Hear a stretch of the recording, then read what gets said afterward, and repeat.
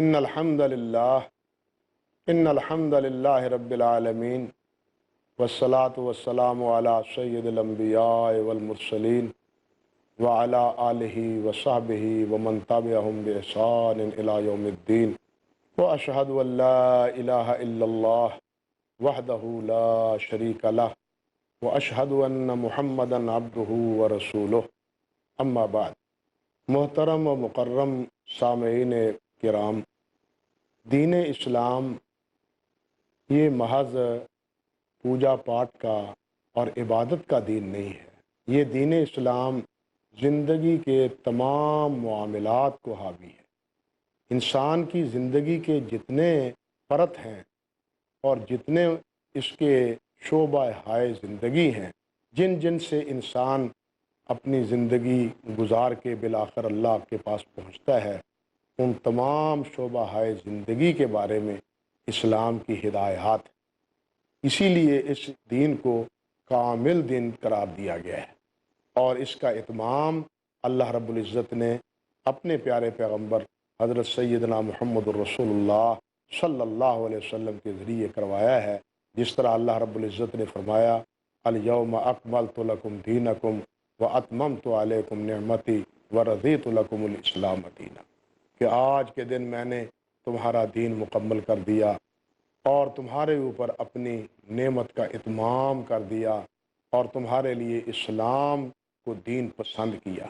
تو یہ دین اسلام صرف نماز کا نام نہیں، صرف روزے کا نام نہیں، صرف حج کا نام نہیں، بلا شبہ یہ دین کے اہم اور بنیادی ارکان ہیں، اس کا کوئی انکار نہیں، لیکن یہی دین نہیں، صرف یہی دین نہیں، یعنی دین صرف پوجا پاٹ کا نام نہیں۔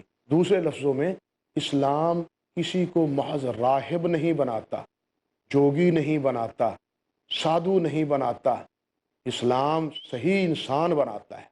اسلام ان مسلمان کو صحیح انسان بناتا ہے، وہ صحیح عبادت گزار بناتا ہے، صحیح انسان بناتا ہے، اور انسان کے لیے جو ایک کمزوریاں بنیادی ہیں، ان کمزوریوں کو دور کرنے اور ان کی نشاندہی کر کے ان کو دور کرنے کی بھی اسلام تاکید اور حکم دیتا ہے۔ یعنی جو اچھائیاں ہیں، جو بھلائیاں ہیں، ان تمام اچھائیوں اور ان تمام بھلائیوں ان سے بھی آگاہ کر کے، ان کو بھی بتلا کے ان کو اپنانے اور ان کو اختیار کرنے کا حکم دیتا ہے۔ چنانچہ انہی خوبیوں میں سے اور انہی کہنا چاہیے بنیادی مسائل میں سے ایک اہم حکم اور ایک بنیادی حکم وہ امانت ہے، امانت کی حفاظت ہے۔ بددیانتی سے بچنا، خیانت سے بچنا، امانت کو قائم رکھنا، امانت دار بننا، یہ اسلام کی بنیادی تعلیمات میں سے ہے، جس کی اہمیت کا آپ اندازہ لگائیے کہ سیدنا انس بن مالک رضی اللہ تعالی عنہ، جو رسول اللہ صلی اللہ علیہ وسلم کے خادم خاص ہیں، خادم و رسول اللہ کے لقب سے ملقب ہیں، انس بن مالک رضی اللہ تعالی عنہ، یہ بیان کرتے ہیں، ما خطبنا النبی صلی اللہ علیہ وسلم الا قال لا ایمان لمن لا امانت لہ ولا دین لمن لا عہد لہ۔ آپ فرماتے ہیں کہ جب بھی رسول اللہ صلی اللہ علیہ وسلم نے خطبہ ارشاد فرمایا ہے، ہر خطبے میں یہ بات آپ ضرور کہتے تھے۔ خطبے میں ہدایت اور رہنمائی کی باقی جتنی باتیں ہوتی، ان باتوں کے علاوہ یہ بات نبی علیہ السلام اپنے ہر خطبے میں کرتے۔ وہ کیا بات؟ فرماتے لا ایمان لمن لا امانت لہ، اس کا کوئی ایمان نہیں ہے جس کی امانت محفوظ نہیں ہے، جو امین نہیں ہے، امانت دار نہیں ہے، اس کا ایمان نہیں ہے۔ فرمایا ولا دین لمن لا عہد لہ، جو اپنے میثاق کا، اپنے عہد کا، اپنے وعدے کا پکا نہیں ہے، اس کا دین نہیں ہے۔ آپ اندازہ کیجئے حضرت انس رضی اللہ تعالی عنہ کے اس بیان سے کہ یہ بات نبی علیہ الصلوۃ والسلام ہر خطبے میں فرماتے کہ اس کا کوئی دین نہیں ہے، کوئی ایمان نہیں ہے۔ وہ کلمہ پڑھتا ہے، لا الہ الا اللہ محمد رسول اللہ پڑھتا ہے، مسلمان تو بن گیا، لیکن وہ خائن ہے، بددیانتی کرتا ہے، دیانتداری کا مظاہرہ نہیں کرتا، تو ایسا ایمان اللہ رب العزت کو قبول نہیں ہے، ایسا ایمان اللہ کے ہاں محبوب اور پسندیدہ نہیں ہے۔ صرف لا الہ الا اللہ پڑھ لینا کافی نہیں ہے، بلکہ اس کے ساتھ ساتھ ضروری ہے کہ مسلمان امین بھی ہو۔ یہ اس بات کی دلیل ہے کہ ایمان اور امانت لازم ملزوم ہے۔ جہاں ایمان ہے وہاں امانت بھی ہے۔ یہ نہیں ہو سکتا کہ ایمان تو ہو اور انسان امین نہ ہو۔ امین نہیں ہوگا تو پھر ایمان کی کمزوری ہوگی اور انسان ایمان سے دور ہوتا چلا جائے گا۔ آپ دیکھیں کہ نبی کریم سید کائنات حضرت محمد الرسول اللہ صلی اللہ علیہ وسلم، آپ نے جس وقت اللہ اکبر خط لکھے ہیں صلح حدیبیہ کے بعد، سن 6 ہجری میں صلح ہو جانے کے بعد، کفار سے جو آئے دن لڑائی تھی، پہلے بدر میں، پھر جناب احد میں، پھر احزاب میں، پھر اس کے بعد آپ عمرے کے لیے تشریف لے گئے، انہوں نے راستہ روک لیا اور بلکہ جنگ کے لیے تیار ہو گئے، تو نبی علیہ الصلوۃ والسلام نے ان کے ساتھ مصالحت کر لی۔ مصالحت میں یہ بھی تھا کہ ہم لڑے بھڑیں گے نہیں، صلح جوئی سے وقت گزاریں گے۔ اس کو نبی علیہ السلام نے غنیمت سمجھا اور یکسوئی سے فریضہ تبلیغ دین کی طرف آپ مصروف ہو گئے۔ چنانچہ انہی ایام میں نبی علیہ الصلوۃ والسلام نے مختلف بادشاہوں کو اور حکمرانوں کو خط لکھے، ہرقل کو بھی لکھا، ایران کے بادشاہ کسریٰ کو بھی لکھا، حبشہ کے بادشاہ کو بھی لکھا اور حکمرانوں کو بھی لکھا۔ جب یہ خطوط ان کو پہنچے تو ان میں سے ایک خط ہرقل شاہ روم کے پاس پہنچا۔ یہ ان دنوں شام میں ٹھہرا ہوا تھا اور اتفاق کی بات یہ ہے کہ ادھر آپ کا خط مبارک پہنچتا ہے اور ادھر ابو سفیان تجارتی قافلہ لے کے تجارت کرنے کے لیے شام وارد ہو جاتے ہیں، شام پہنچتے ہیں۔ ابو سفیان شام ٹھہرا ہوا ہے، ابھی مسلمان نہیں ہوا، شام ٹھہرا ہوا ہے تجارتی قافلہ لے کے اس صلح کے مابین۔ تو ہرقل کے پاس رسول اللہ صلی اللہ علیہ وسلم کا خط مبارک جاتا ہے، دعوتی خط میں محمد رسول اللہ صلی اللہ علیہ وسلم۔ تو ہرقل نے کہا کہ شام میں مکہ مکرمہ سے آنے والے لوگوں کا پتہ لگاؤ کہ مکہ سے کوئی آدمی ان دنوں آئے ہیں، حرم کی سرزمین سے کچھ لوگ آئے ہیں۔ تو اس کے سپاہیوں نے جب جائزہ لیا، بازار میں جا کے ڈھونڈا، تلاش کیا، تو پتہ چلا کہ وہاں سے ایک تجارتی قافلہ آیا ہے جس کے سربراہ ابو سفیان ہے۔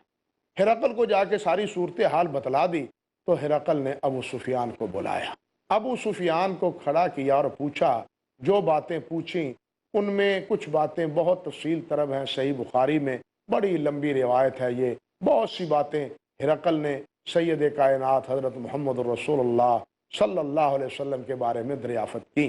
ایک بات یہ بھی اس نے پوچھا انہی باتوں میں سے کہ یہ بتلاؤ کہ محمد جس کا یہ خط ہے وہ کیا کہتا ہے، وہ تمہیں حکم کیا دیتا ہے، اس کی دعوت کیا ہے۔ اب غور کیجئے، بادشاہ روم کا ابو سفیان سے پوچھتا ہے اور ابو سفیان ابھی مسلمان نہیں ہوئے۔ ابو سفیان بادشاہ کا یہ سوال سن کے کیا کہتا ہے، وہ کہتا ہے انہو یامر بالصلاۃ والصدقہ والعفاف والوفاء بالعہد واداء الامانہ۔ اللہ اکبر۔ ابو سفیان کہتے ہیں کہ محمد صلی اللہ علیہ وسلم جو تعلیم دیتے ہیں اپنے پیروکاروں کو اور اپنے ماننے والوں کو، اس میں بنیادی باتیں یہ ہیں، نماز قائم کرو، نماز کا اہتمام کرو، 5 نمازیں ادا کرو، والصدقہ اللہ کی راہ میں مال خرچ کیا کرو، مال پر سانپ بن کے مت بیٹھو، مساکین، فقراء اور محتاجوں پہ اس اللہ کے دیے ہوئے مال کو خرچ کرو، والعفاف، اور محمد صلی اللہ علیہ وسلم فرماتے ہیں کہ پاک بازی، پاک دامنی کی اور عزت و آبرو کی زندگی اختیار کرو، بدکاریوں سے بچو، گناہوں سے بچو، نافرمانیوں سے بچو، بلکہ صاف دامنی سے اپنی زندگی گزارو، والوفاء بالعہد، اور وہ حکم دیتے ہیں کہ اپنے وعدوں کو پورا کرو۔ وہ حکم دیتے ہیں کہ اپنے وعدوں کو، جس کسی سے وعدہ کیا ہو اس وعدے کو پورا کرو، وعدہ نبھاؤ، اور وہ حکم دیتے ہیں کہ امانتوں کو ادا کرو۔ اگر کسی نے آپ کے پاس امانت رکھی ہو تو اس میں خیانت نہ کرو، بددیانتی کا مظاہرہ نہ کرو۔ آپ اندازہ کیجئے کہ ابو سفیان بھی اس بات کا اظہار کرتا ہے کہ نبی علیہ الصلوۃ والسلام کی بنیادی تعلیمات میں سے ایک بنیادی بات یہ بھی تھی کہ وفائے عہد، وعدے کو پورا کرو اور امانت میں دیانت ملحوظ رکھو، بددیانتی کا ارتکاب نہ کرو بلکہ دیانتداری کا ہمیشہ مظاہرہ کیا کرو۔ یہ بات تو ابو سفیان نے کہہ دی۔ اب اس پر جو تبصرہ ہرقل نے کیا وہ بھی بڑا عجیب ہے۔ ہرقل کہتا ہے کہ میں نے جب ساری باتیں سوال کر لی کہ محمد ان کا نسب کیسا ہے، کبھی جھوٹ بھی بولا ہے یا نہیں، تمہارا ان کے ساتھ معاملات کیسا رہا ہے، یہ ساری باتیں پوچھنے کے بعد یہ بھی جب سوال کیا تو ہر ایک بات کا پھر تجزیہ بھی ہرقل نے کیا۔ اللہ اکبر، کہ اگر وہ سچے ہیں، جھوٹ نہیں بولتے، تو نبی نے کبھی بھی جھوٹ نہیں بولا، نبی ہمیشہ سچ بولتے ہیں۔ اسی طرح جب یہ بات کہی اور یہ بات پوچھی تو ہرقل کہتا ہے سالتو کا ماذا یامرکم، میں نے تم سے یہ پوچھا تھا کہ جن کا یہ مکتوب آیا ہے محمد صلی اللہ علیہ وسلم وہ کیا حکم دیتے ہیں؟ فزعمت انہ یامر بالصلاۃ والصدقہ والعفاف والوفاء بالعہد واداء الامانہ، قال وہذہ صفۃ النبی۔ اللہ اکبر کبیرہ۔ ابو سفیان کے جواب میں ہرقل کہتا ہے کہ میں نے تم سے پوچھا کہ وہ کیا کرتا ہے تو تم نے کہا وہ نماز کیا حکم دیتا ہے، صدقہ و خیرات کا حکم دیتا ہے، وہ پاک دامنی کا حکم دیتا ہے، اور وہ وعدے کو نبھانے کا حکم دیتا ہے، اور امانت میں دیانت کی پاسداری کا حکم دیتا ہے۔ یاد رکھو ہذہ صفۃ النبی، نبی کی یہی صفت ہوتی ہے، نبی کی یہی صفت ہوتی ہے۔ نبی اپنے وعدے کا پکا ہوتا ہے، نبی دیانت داری کا مظاہرہ کرتا ہے، نبی کبھی بھی بددیانتی کا مظاہرہ نہیں کرتا۔ یہ گواہی ہے خود نبی کریم صلی اللہ علیہ وسلم کے بارے میں بھی، کس کی؟ ہرقل کی۔ اب یہاں تھوڑا سا وقفہ لیتے ہیں، باقی اس سلسلے کی بات انشاءاللہ وقفے کے بعد آپ سے عرض کرنے کی کوشش کریں گے۔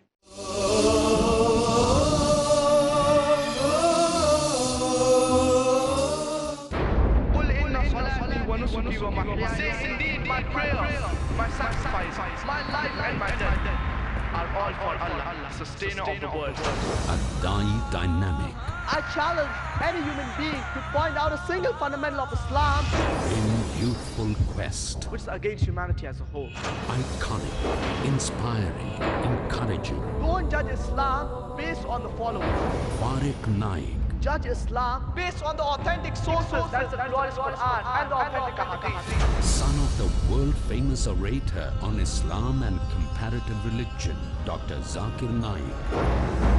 Allah subhanahu wa ta'ala is giving us an opportunity to do a prophet job and to earn a prophet reward. A star above par in Teens Star. کل رات 8 بجے اور دوبارہ صبح 6:30 بجے انڈیا میں پیس ٹی وی اردو پر۔ جو احادیث سمجھ کر عمل کرتے ہیں وہ رب کے بہت ہی عزیز ہوتے ہیں۔ اللہ رب العزت نے نبی اکرم صلی اللہ علیہ وسلم کو اس دنیا میں بھیجا کہ آپ وہ قرآن مجید جو زندگیوں کو بدلنے کے لیے اترا ہے، مطالعہ کی گہرائی میں، دلیل کی روشنی میں، صداقت کے میزان پہ، جو دنیا کے سارے مسائل کا حل ہے، اس قرآن مجید پر نبی اکرم صلی اللہ علیہ وسلم خود عمل کر کے دکھا دیں۔ احادیث کی سمجھ ہر مسلمان کے لیے لازمی ہے۔ نبی اکرم صلی اللہ علیہ وسلم کی زندگی یہ قرآن مجید کی ایکسپلینیشن ہے، اس کی تشریح ہے، اس کی تعبیر ہے۔ مولانا ولی اللہ سعیدی۔ ہماری ذمہ داری یہ بنتی ہے کہ نبی اکرم صلی اللہ علیہ وسلم کی اطاعت کریں۔ سمجھیے رسول اللہ سے جڑی وہ تمام باتیں جن پر عمل کر کے مومنین ہوتے ہیں اللہ کے قریب۔ تفہیم حدیث، اگلا پروگرام پیس ٹی وی اردو پر۔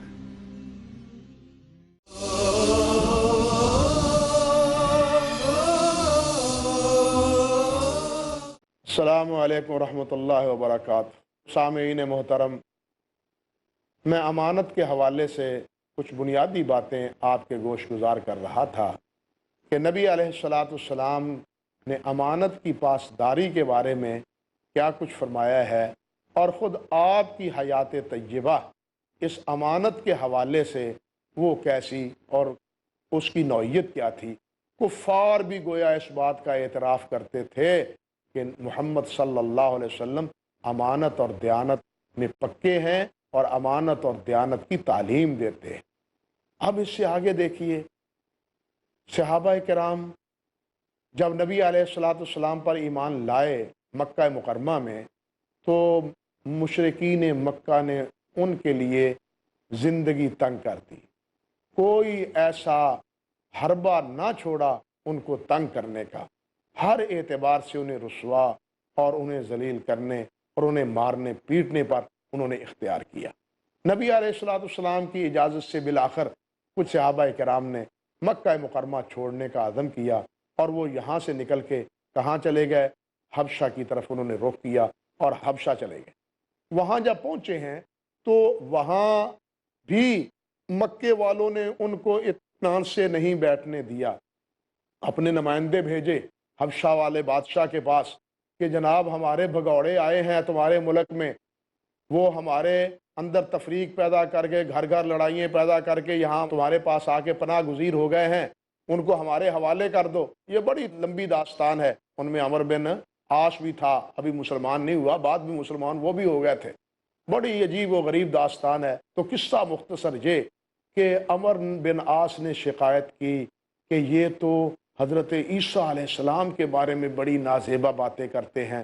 چنانچہ بادشاہ حبش جو عیسائی تھا، انہوں نے صحابہ کرام کو طلب کیا، اور آپ صحابہ کے نمائندے حضرت جعفر طیار رضی اللہ تعالی عنہ وہ حبشہ کے بادشاہ کے دربار میں پہنچے۔ حبشہ کے دربار میں جس وقت پہنچے تو حبشہ کے بادشاہ نے جعفر سے پوچھا کہ ہاں بھائی، تم وہاں سے آئے ہو، جس نبی کے پیروکار ہو وہ نبی کیسا ہے، آپ اس کو جانتے ہیں؟ تو جعفر کہنے لگے نعرف نسبہ و صدقہ، ہم ان کے نسب کو بھی جانتے ہیں، ان کی صداقت کو بھی جانتے ہیں، وہ امانت ہی، اور اس کی امانت کو بھی جانتے ہیں، وہ امرنا، اور اللہ کے اس رسول نے ہمیں حکم دیا ہے اللہ نشرک بہ شیئا، کہ ہم اللہ کے ساتھ کسی کو شریک نہ بنائیں، وہ امرنا بالصلاۃ والزکوٰۃ، اور انہوں نے ہمیں حکم دیا ہے کہ صدقہ کریں اور نمازیں ادا کریں، زکوٰۃ ادا کریں، وبصدق الحدیث، اور ہمیں حکم دیا ہے کہ ہمیشہ سچی بات کیا کریں، جھوٹ نہ بولا کریں، سچی بات کہا کریں، جھوٹ نہ بولا کریں، وہ اداء الامانہ، اور حکم دیا ہے انہوں نے کہ امانت کو ادا کیا کرو، امانت میں خیانت کا ارتکاب نہ کیا کرو، اور ساتھ یہ بھی انہوں نے فرمایا ہے امانت کے ساتھ ساتھ وصلۃ الرحم، کہ صلہ رحمی کیا کرو، رشتہ داری کو ملاؤ، رشتہ داری کو توڑو نہیں بلکہ ان کو جوڑو۔ تو یہ تعلیمات نبی علیہ الصلاۃ والسلام کی اس حبشہ کے بادشاہ کے سامنے حضرت جعفر طیار رضی اللہ تعالی عنہ نے ذکر فرمائی۔ اس سے بھی آپ اندازہ کر سکتے ہیں کہ ان بنیادی باتوں میں جو صحابہ کرام کو اول وہلہ میں ایمان کے بعد رسول اللہ صلی اللہ علیہ وسلم سکھاتے تھے اور جن کی تعلیم دیتے تھے، ان میں ایک بات کیا تھی؟ وہ اداء الامانہ، امانت کی پاسداری کرو، امانت کو پورا کرو، خیانت کا ارتکاب نہ کرو، بددیانتی کا مظاہرہ نہ کرو۔ اللہ اکبر کبیرہ۔ سورۃ المومنون میں جہاں اللہ سبحانہ و تعالی نے ایمانداروں کے، مومنوں کے وسائل، اوصاف بیان فرمائے ہیں، اور فرمایا ہے قد افلح المومنون، یہ مومن فلاح پا گئے، کامیاب ہو گئے، اب جنت کے یہ مستحق بن گئے، یہ ان کے اوصاف۔ اس کے بعد اللہ رب العزت نے ذکر فرمائے ہیں الذین هم فی صلاتهم خاشعون والذین هم عن اللغو معرضون والذین هم للزکاۃ فاعلون، یہ وہ مومن ہیں فلاح پانے والے جو خشوع کے ساتھ نمازیں ادا کرتے ہیں، اور وہ ہیں جو معروف لغو سے پرہیز کرتے ہیں، بے فائدہ باتیں نہیں کرتے، وقت ضائع نہیں کرتے، لغو سے گریز کرتے ہیں، کام کی بات کرتے ہیں، نفع اور فائدے کی بات کرتے ہیں، والذین هم للزکاۃ فاعلون، اور زکوٰۃ ادا کرتے ہیں، مال کو اللہ کی راہ میں خرچ کرتے ہیں۔ یہ جو اوصاف اللہ رب العزت نے ان فلاح و فوز پانے والوں کے ذکر فرمائے ہیں، ان اوصاف میں اور ان عادات میں اللہ سبحانہ و تعالی نے یہ بھی بات فرمائی ہے والذین هم لاماناتهم وعہدهم راعون، کہ وہ اپنی امانتوں اور اپنے عہد و پیمان کی رعایت کرنے والے ہیں، ان کی حفاظت کرنے والے، جو وعدہ کر لیں، جو معاہدہ کر لیں، جو عہد کر لیں، اس کو پورا کرتے ہیں، اور جو امانت اختیار کریں، امانت مالی ہو، جانی ہو کسی نوعیت کی ہو، اس امانت کو وہ پورا کرتے ہیں۔ گویا اللہ سبحانہ و تعالیٰ نے ایمانداروں کی بنیادی اور فلاح و فوز پانے والوں کی بنیادی اوصاف میں ایک وصف یہی بیان کیا ہے، والذین ہم لاماناتہم وعہدہم راعون۔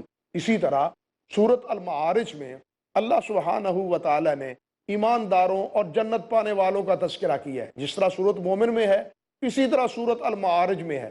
وہاں بھی اللہ سبحانہ و تعالیٰ نے یہی بات فرمائی، والذین ہم علی صلاتہم دائمون والذین فی اموالہم حق معلوم للسائل والمحروم والذین یصدقون بیوم الدین والذین ہم من عذاب ربہم مشفقون۔ یہ ساری اوصاف کہ وہ اللہ کے عذاب سے ڈرنے والے ہیں، وہ نمازوں کی حفاظت کرنے والے ہیں، وہ سائلین اور جو سوال نہیں کرنے والے مستحق ہیں تعاون کے، ان کے پاس مال پہنچاتے ہیں، اور وہ قیامت کے دن کی تصدیق کرتے ہیں، پکے ایماندار ہیں۔ یہ اوصاف بیان کرتے ہوئے سورۃ معارج میں بھی اللہ سبحانہ و تعالیٰ نے یہی بات ارشاد فرمائی ہے بالآخر، والذین ہم لاماناتہم وعہدہم راعون، کہ ایک وصف یہ بھی ہے کہ وہ اپنی امانتوں کا اور اپنے عہد و میثاق کی پاسداری کرتے ہیں اور اس کی رعایت اور اس کا لحاظ اور پاس کرتے ہیں۔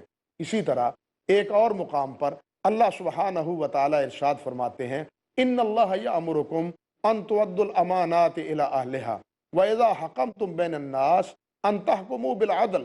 سورۃ النساء کی یہ آیت مبارکہ ہے۔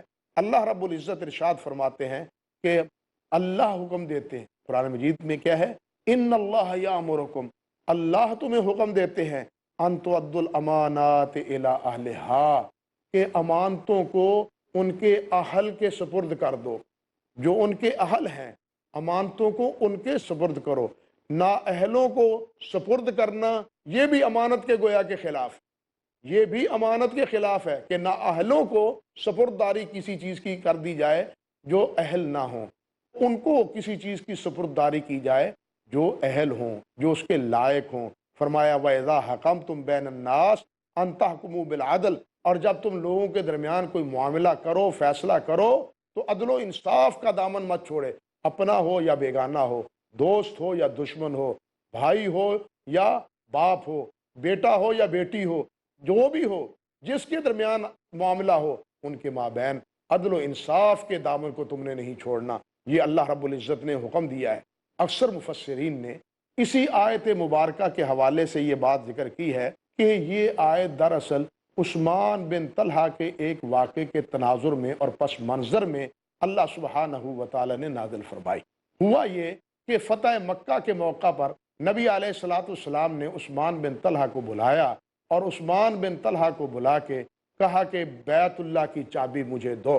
یہ عثمان بن طلحہ، ان کے پاس بیت اللہ کے دروازے کی چابی ہوتی تھی۔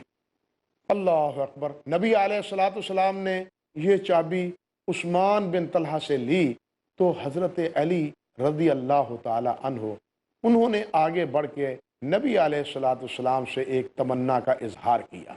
چاہتا تو ہر ایک کا دل ہوتا ہے کہ یہ اعزاز مجھے ملے، یہ اعزاز مجھے ملے۔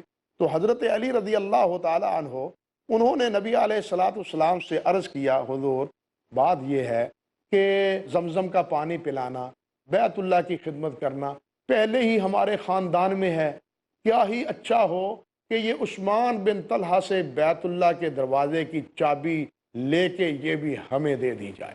اللہ اکبر۔ تمنا تو بڑی نیک تھی، آرزو تو ان کی بڑی اچھی تھی۔ تو اسی تناظر میں اور اسی جذبے سے حضرت علی رضی اللہ تعالیٰ عنہ نے اس تمنا کا اظہار آپ سے کر دیا۔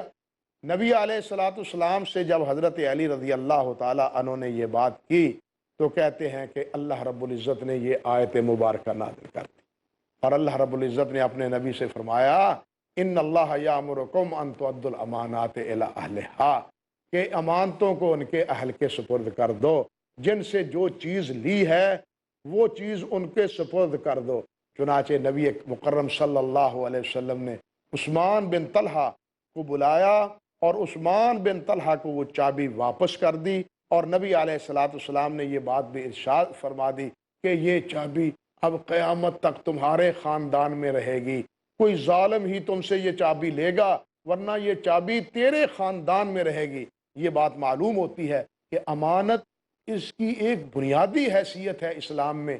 اللہ سبحانہ و تعالی اس امانت کی وفاداری کی ہمیں توفیق عطا فرمائے۔ وآخر دعوانا ان الحمدللہ رب العالمین۔